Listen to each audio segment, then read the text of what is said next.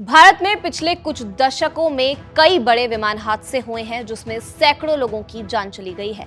हर हादसा सिर्फ एक दुखद घटना नहीं बल्कि उससे विमानन सुरक्षा को लेकर गंभीर सवाल खड़े होते हैं और कई बदलावों की जरूरतों को सामने लाया जाता है। चरखी दादरी से लेकर अब अहमदाबाद में हुए हालिया हादसे तक देश ने कई दर्दनाक घटनाएं देखी हैं। आइए नजर डालते हैं भारत के कुछ सबसे भयानक विमान हादसों पर।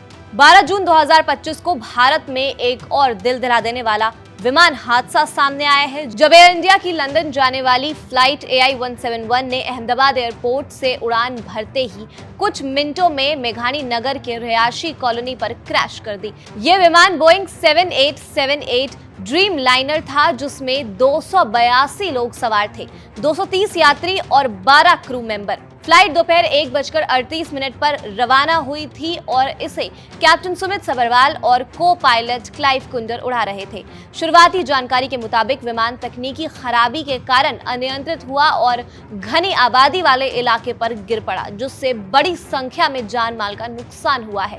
इस फ्लाइट में 169 भारतीय थे, 53 ब्रिटिश और 1 कनाडाई और 7 पोर्तुगली नागरिक थे। हादसे का लाइव वीडियो सामने आया है जिसमें विमान को बेहद कम ऊंचाई पर उड़ते और अचानक नीचे गिरते देखा जा सकता है, जिससे पूरे देश को झकझोर कर रख दिया है, क्योंकि बताया जा रहा है कि सभी की मौत हो चुकी है।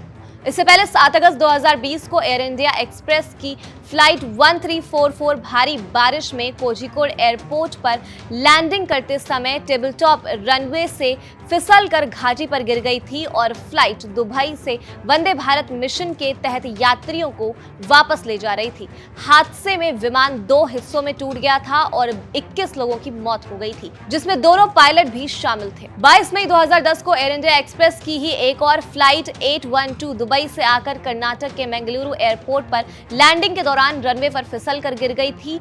विमान में कुल 166 लोग सवार थे, जिसमें 158 की मौत हो गई थी। यह हादसा भी टेबल टॉप रनवे के कारण और ज्यादा भयावह बन गया था। 17 जुलाई 2000 को पटना में अलायंस एयर की फ्लाइट 7412 लैंडिंग के समय अनियंत्रित होकर रिहायशी इलाके पर जा गिरी। फ्लाइट पटना एयरपोर्ट पर उतरने की कोशिश कर रही थी, लेकिन आखिरी समय में विमान का संतुलन बिगड़ गया।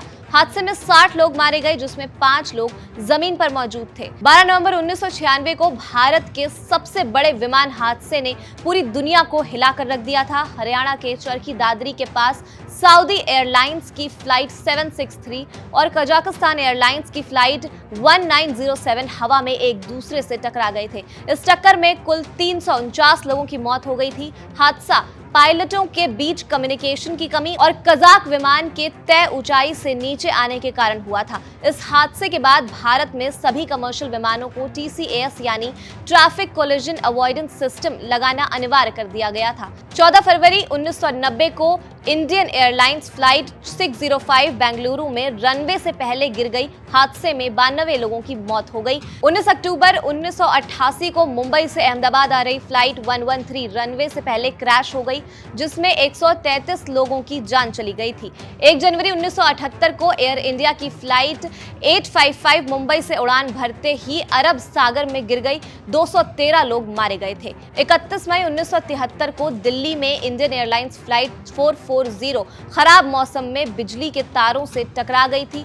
हादसे में 48 यात्रियों की मौत हो गई थी।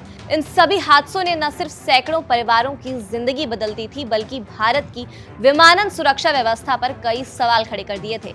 हर घटना के बाद जांच और सुधार की बात होती है, लेकिन अहमदाबाद जैसे आज यानी 12 जून 2025 को हादसा ये याद दिलाते हैं कि विमान यात्रा की सुरक्षा अब भी चुनौती बनी हुई है।